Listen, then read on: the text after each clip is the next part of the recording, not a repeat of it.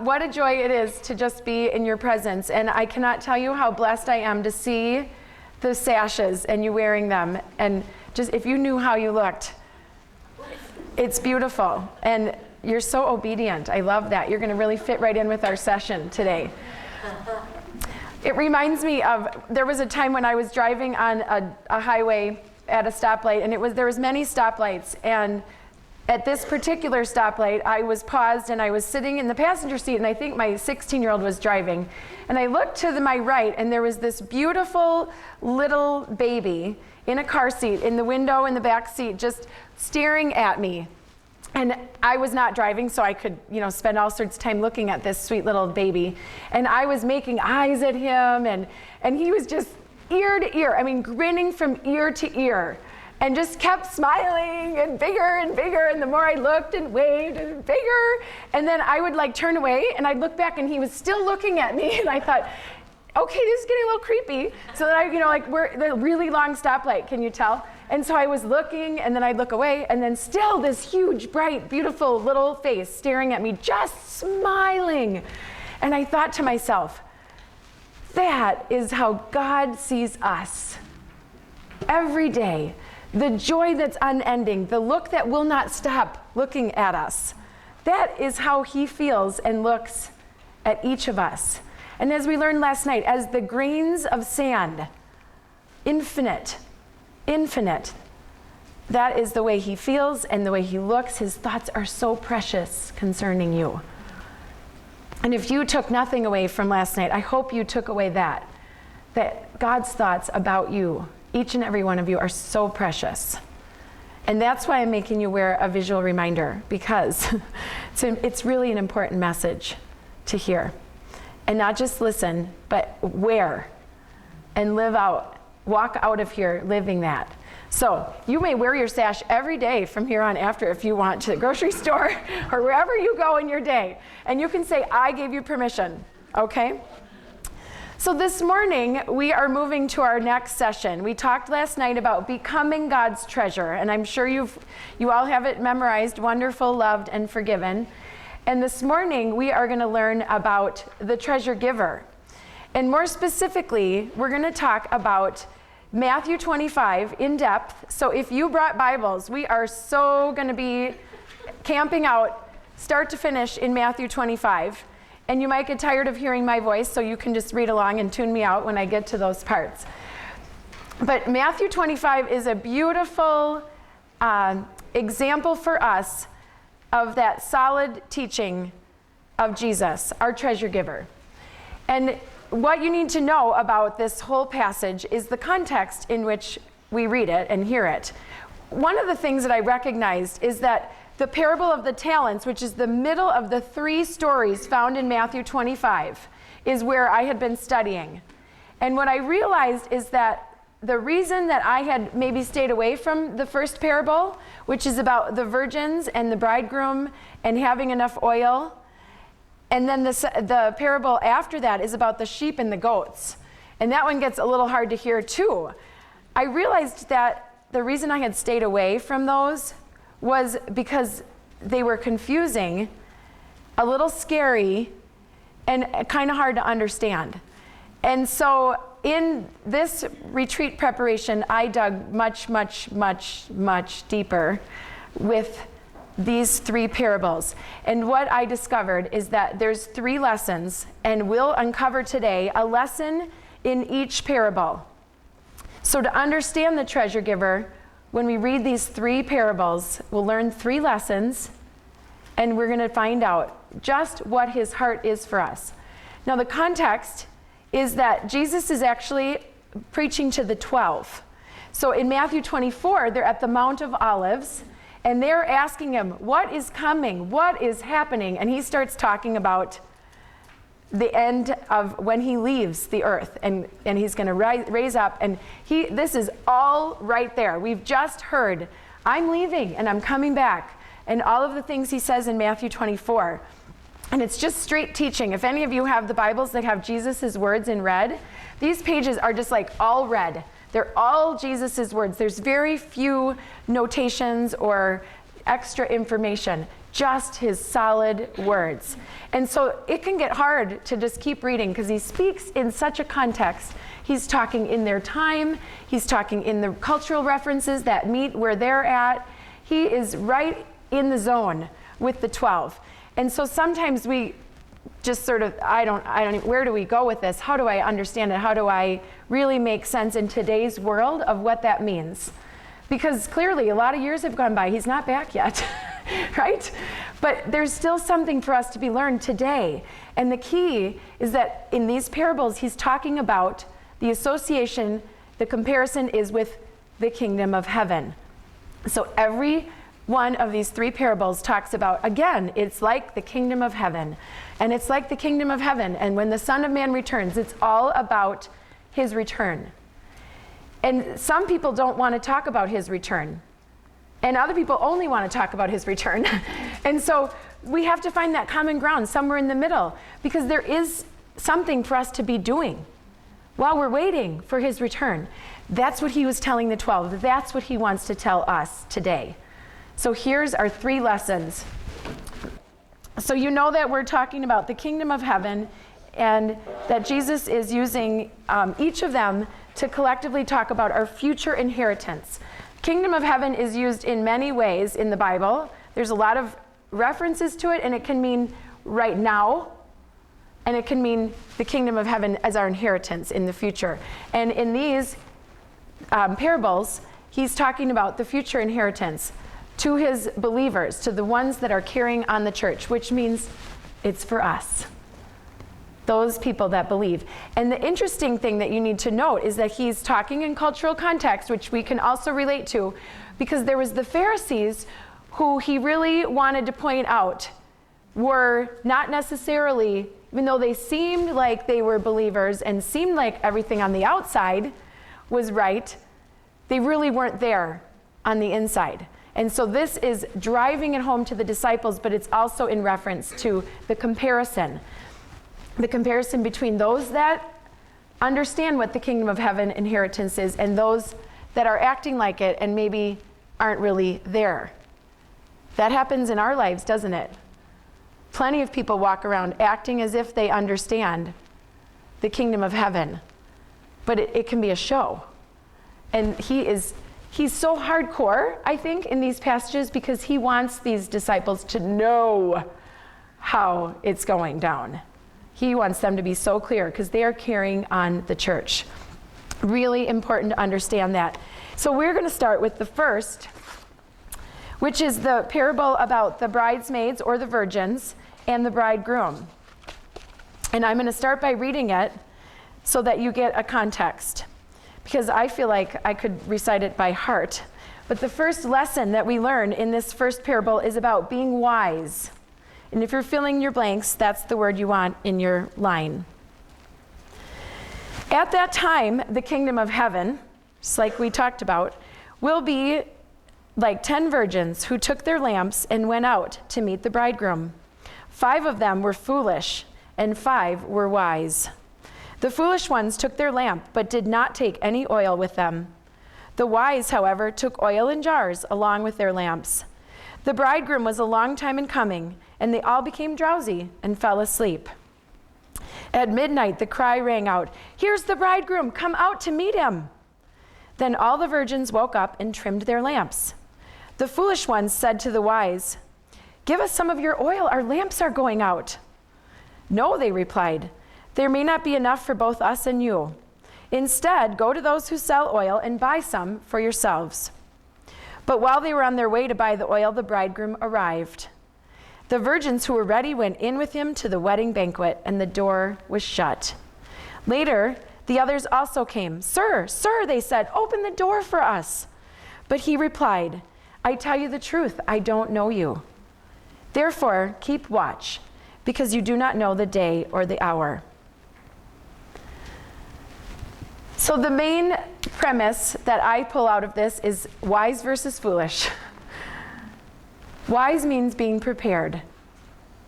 And if you want to add that in your little side note there, wisdom and preparedness are hand in hand in this parable. I feel like there's times when I've read this and I thought, they are so mean. Why do they not just share their oil? Right? Why can't we share? But there will come a time when there isn't enough time to run and get the oil. And as we know, many of you have been parents to, teenagers, young kids, kids out of the nest. If you've been a parent, you recognize that there are times that your kids have to pay the price, the consequence. Because if we keep rescuing or sharing our oil, they will not learn the lesson. And Jesus uses this very clear, concise example so that those disciples know the lesson to be learned is you cannot tarry. You need to be wise. Think ahead. Be prepared. It can be difficult to think about in our current lives, what are we preparing for? What do we need to be wise about? We're all in very different seasons of our lives. We have some that maybe, there was a young girl here last night who maybe has not ever been married or had kids. She's not here today. There's some of us who are preparing, we're getting close to end of life. I mean, across the board, so many different stages and seasons of life.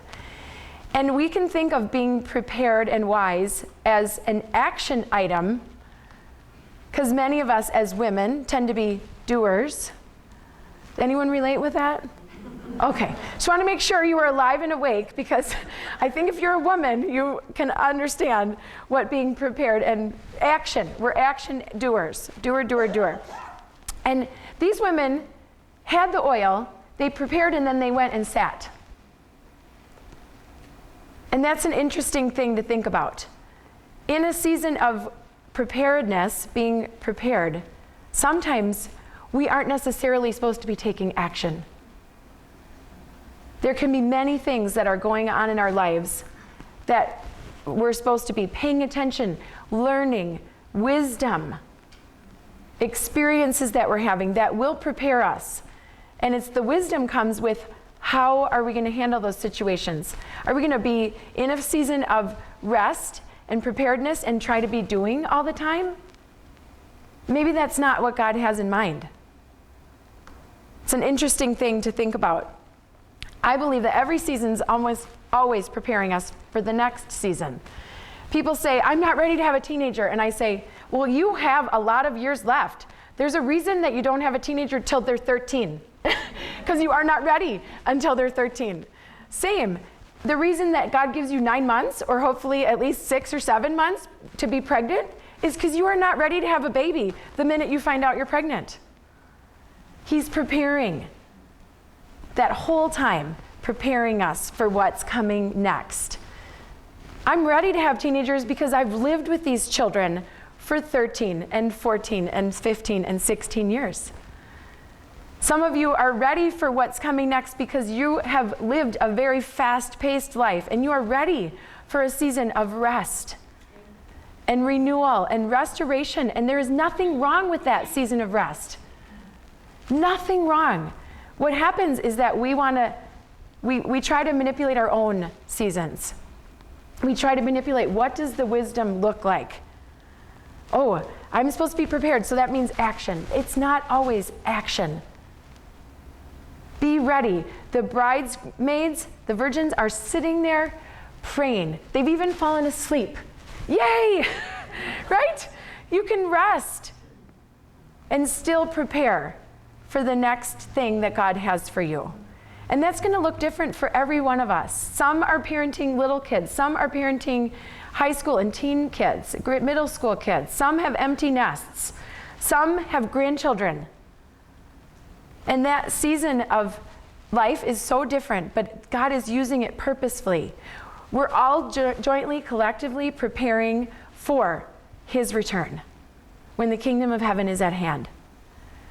But the way that we can prepare is to know how He wants us to live right now. And the first lesson He has is to just be wise, be prepared.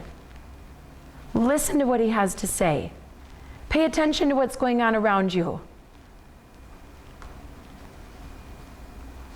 I just think of those poor gals running out. They weren't prepared. They had to run out and get the oil at the last minute, and they missed it all. We can prepare our hearts in study We can prepare our hearts in prayer.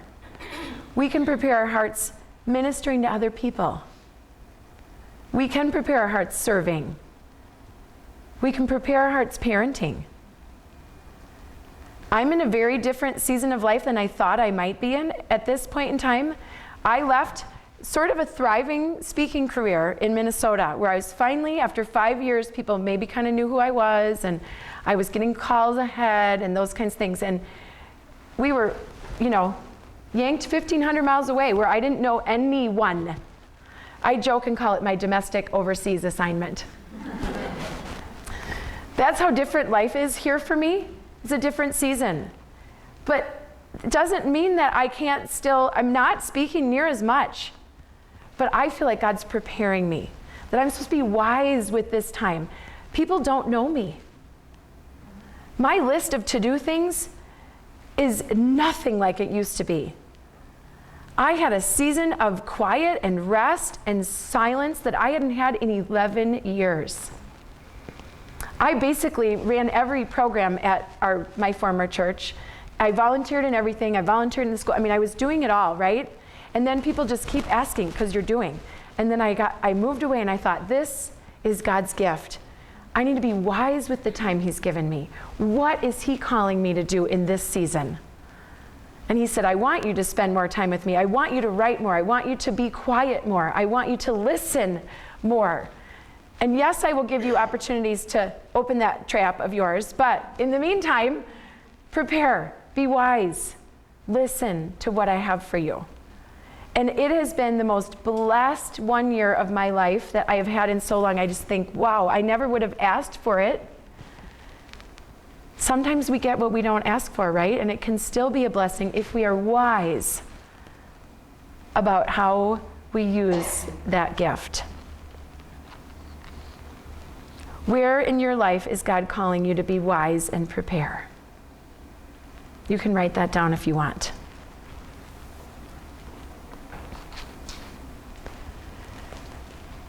The next parable, which is one of my favorites, the parable of the talents, Matthew 25, 14 to 30, talks about the lesson that we learn is about being faithful.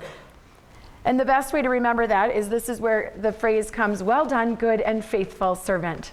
And I loved all of our beautiful singing about great is thy faithfulness, and perfectly appropriate for this morning.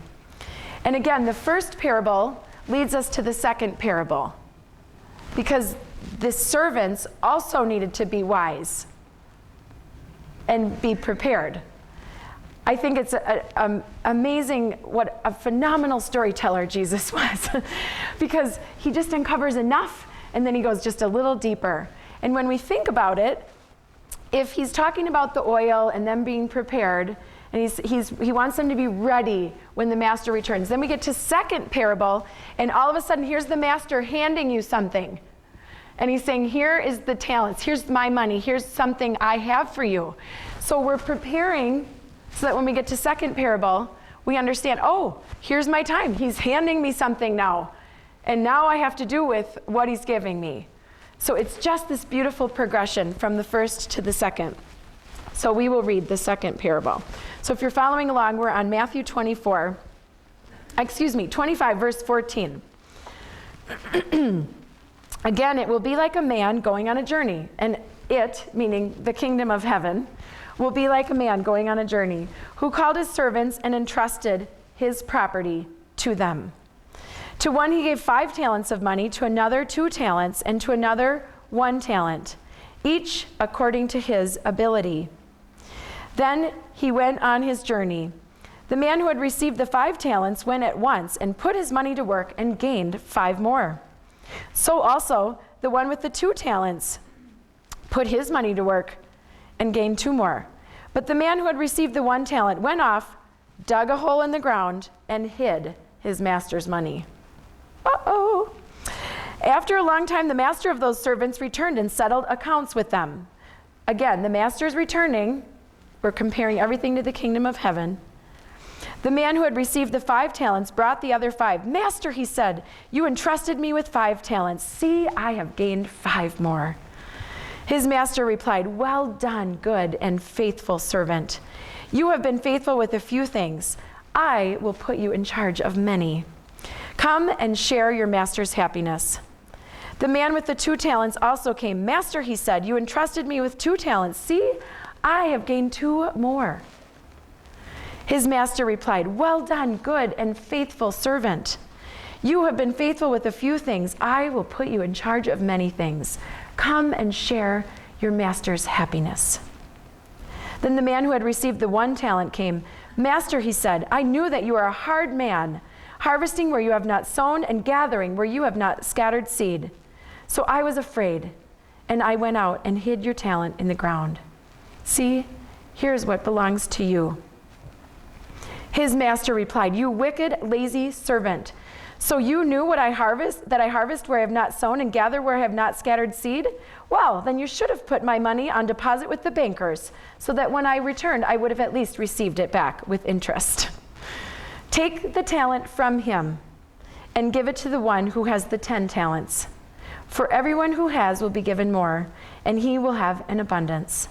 Whoever does not have, even what he has will be taken from him. And throw that worthless servant outside, into the darkness, where there will be weeping and gnashing of teeth." I do not know about you, but I would rather not be servant number 3 who gets thrown out into the darkness. But it is a common tendency. We've been given something, and we maybe don't know what to do with it, or we're afraid, or we feel like hiding it, and so we bury it. And the whole premise of this parable, we're going to talk in great depth about it tonight, but the premise is about being faithful with what's been entrusted to you. Now, each of you have been entrusted with very different things. Some of you have been entrusted with children. Some of you have been entrusted with a livelihood, vocation. Some of you have been entrusted with a calling. Maybe you have a vocation that allows you to serve. Some of you have maybe even been entrusted with a hardship. We're all entrusted with different things. Each of us in our own right.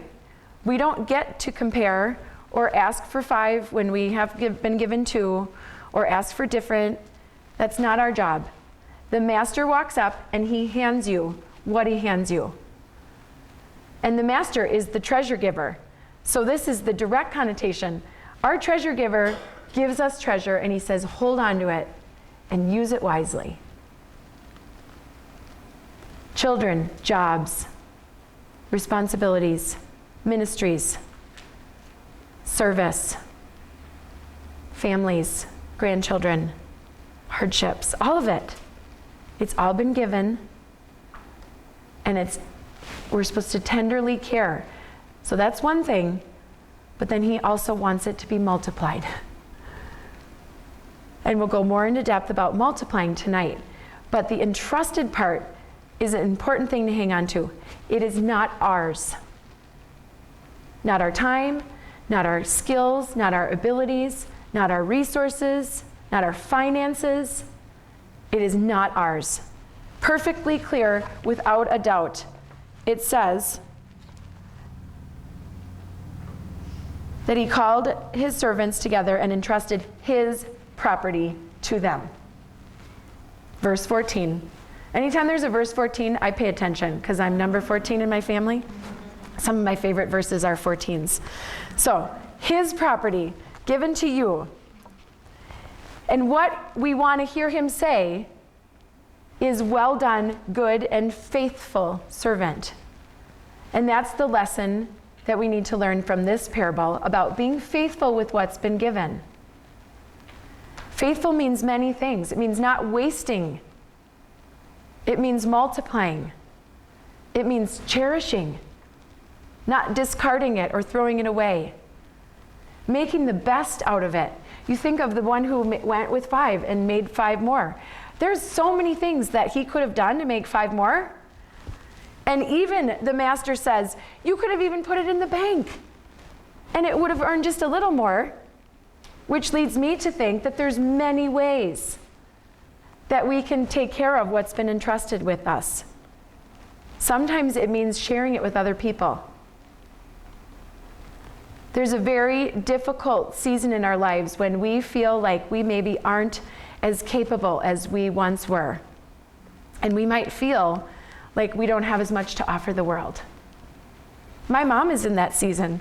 She's 86. She's lived a very long, hard life. But when she answers that phone and gives me 1 hour of her time and just encourages me and listens, a lot of my friends don't have 1 hour to listen to anything, right? That is a special gift that even if you think you can't do a lot, you can do. I have a different friend who has lupus, and she is very physically incapable. And the greatest gift she gives me is intercessory prayer. And I cannot tell you the amazing gift that God has entrusted to her to pray. And she might feel like she can't run around and speak or serve or, even do physical things for her family. But that gift of intercessory prayer, this ministry that I do, is in huge part because of the way she spoke God's truth into my life many years ago, and how she continues to lift me up. Again, many of my busy friends do not have that kind of time in their life. Being entrusted with a gift is a responsibility. And we all take that verse out of Scripture and say, I want to hear those words, well done, good and faithful servant. But guess what? We don't get to hear the words unless we're wise and prepared and then faithful when the Master reaches out and hands us whatever it is of His choosing that He decides to give us at that time. We don't get to decide what we get, but we do get to decide what to do with what we're given. And that is the lesson in this second parable. Are you using what you've been given? In this season of your life, are you using it? Will you hear faithful? Are you being faithful to the call in this season? Another lesson, which is about being obedient. And again, we could look at parable 1 and hear about obedience and also about faithfulness. We could look at parable 2 and recognize preparedness and faithfulness and obedience. But for the sake of our conversation this morning, lesson is obedience in parable 3. So this is about the followers. It talks about the Son of Man and mankind. That's the analogy being made. And it's the parable of the sheep and the goats. We're in Matthew 25, 31 to 46. If you're following along. When the Son of Man comes in His glory and all the angels with Him, He will sit on His throne in heavenly glory. All the nations will be gathered before Him, and He will separate the people one from another, as a shepherd separates the sheep from the goats. He will put the sheep on His right hand and the goats on His left. Then the King will say to those on His right, "Come, you who are blessed by my Father, take your inheritance, the kingdom prepared for you since the creation of the world. For I was hungry, and you gave me something to eat. I was thirsty, and you gave me something to drink. I was a stranger, and you invited me in. I needed clothes, and you clothed me. I was sick, and you looked after me. I was in prison, and you came to visit me." Then the righteous will answer Him, "Lord, when did we see you hungry and feed you, or thirsty and give you something to drink? When did we see you a stranger and invite you in, or needing clothes and clothe you?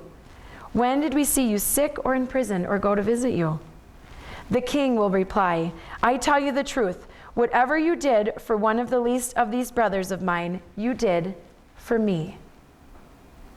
Then He will say to those on His left, "Depart from me, you who are cursed, into the eternal fire prepared for the devil and his angels. For I was hungry, and you gave me nothing to eat. I was thirsty, and you gave me nothing to drink. I was a stranger and you did not invite me in. I needed clothes and you did not clothe me. I was sick and in prison and you did not look after me. They will also answer, Lord, when? When did we see you hungry or thirsty, or a stranger, or needing clothes, or sick, or in prison, and did not help you? He will reply, I tell you the truth. Whatever you did not do for one of the least of these, you did not do for me. Then they will go away to eternal punishment, but the righteous to eternal life. Yeah, okay, everyone need a moment? So much truth and hard to hear, but he's telling us in advance. We have this written word to know how we're supposed to live, to be obedient with whatever he's entrusted us and however he's preparing us to be obedient to his call. I love the analogy of the Son of Man separating the sheep and goats. So they often grazed together, and so the shepherd would definitely have to separate them out. And you think of the sheep as being the wise ones, right? They know how to follow their shepherd. The goats wouldn't know how to follow the shepherd. And so we're back to the parable of the bridesmaids, the wise and the foolish. And then we have the servants. There's the ones who did the right thing, and there's the ones who didn't. And then here we have the sheep who follow and the goats who do not. So beautiful pictures for us to recognize what God's heart for us is, his treasure. He wants us to follow. He wants us to be sheep. And sheep have greater value than goats in this story, because sheep have the fur, the shearling, they're going to be separated to be sheared because they have value for the specific purpose at the specific time, which is why they're being separated. I think of that as Jesus trying to tell us there is such value in belief, true belief, versus unbelief, which is the greater analogy that he's trying to give us. Another version that I wrote for you: whatever you did for one of these least of these brothers and sisters, you did for me. So the long list, there's a long list. And some of us tend to hear the list and think either A, oh good, I'm doing that. I do prison ministry. I go and work at the homeless shelter. And others of us think, well, is that the only way that I can serve? And so we can't use this list as an exclusive, only literal translation of what the analogy is for all of us. Because each of us are entrusted with different gifts. And so some of us are gifted in prison ministry. And some of us are gifted in elderly visits. And some of us are gifted in serving at the homeless shelter. And some of us are gifted at inviting people that are lost, that maybe don't know the Lord, into our homes and ministering to them in that way. Everyone has different gifts and talents that they've been entrusted with. So you hear a list like this, and it's meant to prompt you, in my opinion, to think of the greater thing. It might be something right from this list that you're being called to. Absolutely. But please don't look at it as an only exhaustive list that if you're not doing one of these things, you cannot be used by God. The point is that Jesus wants us to reach out to those that are disenfranchised. And that can mean many things. My favorite ministry is people who are disenchanted with church, that maybe have some sense of religion and spirituality, but for whatever reason they've been harmed by the church, they've been harmed by people, they've not found value in the church, and so they've walked away. And that was sort of my life. So my greatest ministry is those people. And you could say it's the strangers and invite them in. And my family would probably tell you that's what it kind of looks like sometimes. But really, they're not strangers. They're relationships that the Lord has brought in my path, people that he's allowed me to meet and know and grow in relationship with, so that in the end, we have the opportunity to reach into their lives and speak truth. There's so many ministries in this list. If someone's hungry, you give them food. There might be someone in your life who just really is down on their luck financially. And that could mean giving them food on their table because you gave them a Smith's gift card. It doesn't always have to be in a homeless shelter. Jesus spoke for generations. That's the beauty of his teaching and preaching. It was specific to the people of his day, but it was so beautifully broad that we can recognize how it applies into our life this very moment. One day, I was at Smith's grocery store in a hurry, imagine that, with 3 teenagers, and I had previously decided that I was going to carry a $50 bill in my wallet and that I was going to look for an opportunity to give it away. Well, about a month and a half before that, I had seen someone with a car stalled across on a very busy intersection, and I thought, oh no, I should probably give this $50 bill to that person, but it would mean running across traffic, and it would mean like it's dark and cold, and they might feel like really judged if I walk up to their window because their car's stalled and hand them a $50 bill, and then they'll think that I think that they're poor and that they can't afford to fix their, I went through all this brain damage in my head about why I shouldn't or couldn't actually walk across the street and hand over this $50 bill. And as the Lord would have it, of course, I knew that I was supposed to, and I didn't. So it just stayed with me, and that $50 was just burning a hole in my wallet. Every day I was looking for opportunities. Do not let me miss your chance again, Lord. Do not let me miss your chance again. So of all the days, the busiest day with the cart full of groceries, and I walk over to my car, and it's kind of parked a little bit away from the rest of the cars because it's big and hard to park. And I walk over and I see a car stalled, hood open, and I see a gentleman and his wife sitting she's sitting in the car and he's out there trying to fix it. It was very similar to what I saw that busy night in December. The woman was in the car with the kids and the husband was standing at the hood, and I thought, okay, I recognize this. Oh, okay, now I have a choice to make. How do I do this, Lord? What are we gonna do? So I decided that I would get in the car, unload the groceries, and say a quick prayer. So I sat in my car and I thought, okay, I'm going to be brave. I'm going to go over. So I walked over and I said to the man, is there anything you need? Do you need any help? And he said, no, some help is on the way already. That's just fine. We're good. Someone's coming. And then he started to tell me all his mechanical problems about the car, as if I know. Oh, yes. I'm just nod and smile. Oh, yes. Good. That'll get fixed in no time. No idea what a crank and a broken and a this and a that is, right? But meanwhile, his wife is sitting in the car, and I'm thinking $50, $50, $50, $50, $50. And I'm also thinking, it's not really probably very good for me to walk up to the husband and give him the $50 when the wife is sitting in the car. So I continue I futz with my car a little bit, and I'm just sort of like waiting to be available. And he turns to me and he said, there is one thing you could do to help us. Would you be able to give my wife a ride to work? She just works across Paseo. And I said, absolutely, I would love to drive your wife to work.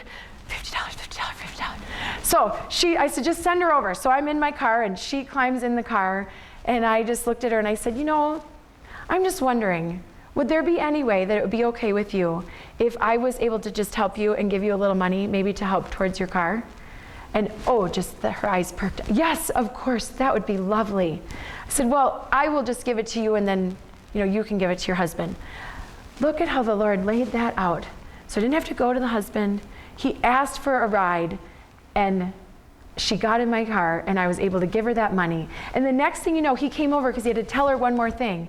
And then she says, oh, here, just in case you need this. I could never have crafted it better myself. And then I got to drive her to work, and what do you do for a living? And I said, well, I'm a mom, and I do some Christian speaking. Oh, the minute that door opened, oh, you can pray for me. And she just started laying out all the things that were going on in her life, and the nephew, and the son, and the husband, and the job, okay, great. So we're just driving 2 minutes, people, across the street, and I heard it all, the whole story. Okay, we're going there. And so we got to the place where she works, and I said, would it be okay if I just pray right now for you before you get out of the car? Absolutely. Those little moments in life, which maybe feel big to you, but I knew I was called to that moment. Many things can happen. I blessed someone who was maybe poor, who needed food. I also ministered to someone who needed prayer. I was obedient, even when I didn't necessarily want to be. God just almost basically tripped me in the parking lot and said, yep, here's the one. Here, take that money out of your wallet. He will lay it out if we are ready and prepared. I was ready with the money. I had prepared. I had missed my chance. So there was no way I was going to be like those bridesmaids sitting in the hall with the door shut a second time. There was no way. And not only that, I was faithful. What I had, I was willing to give. The gift I have of being able to say, I can pray out loud, it's something I used to not have, that the Lord has definitely blessed me with now. The courage to say, I want to pray right now out loud. I grew up never praying out loud. I grew up with no Bible. I grew up just going through the motions.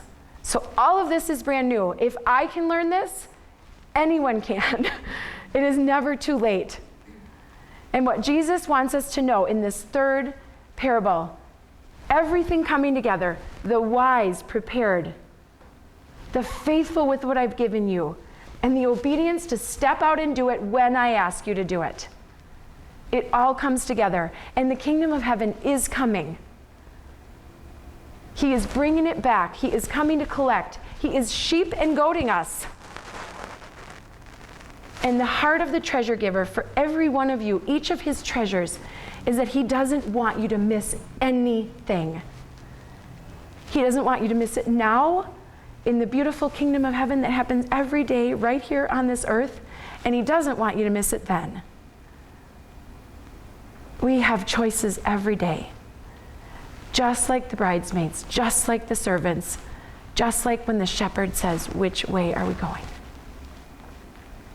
And our choice is to step out in faith, say, okay, I am your treasure. I will take what you've given me. I will be wise with it. I'll be faithful with it. And I will be obedient to my treasure giver. That's what he's asking for us. Amen. Let's pray. Heavenly Father, we praise you and thank you for your wisdom, your words, for the amazing teacher of Jesus, who gifts us with such insight. Beautiful words that can be hard to hear, but are so encouraging, Lord. I just ask that you would be gentle, loving, faithful yourself to each of these women as they take to heart the lessons you have for us today. I pray that you would bless their small group time. I pray that you would bless this sweet time of relationship. Pray that you would bless all those that have served to create this time. And I just thank you for the privilege and honor of opening your word, hearing what you have to say, and having the opportunity to respond. In Jesus' holy and precious name, amen.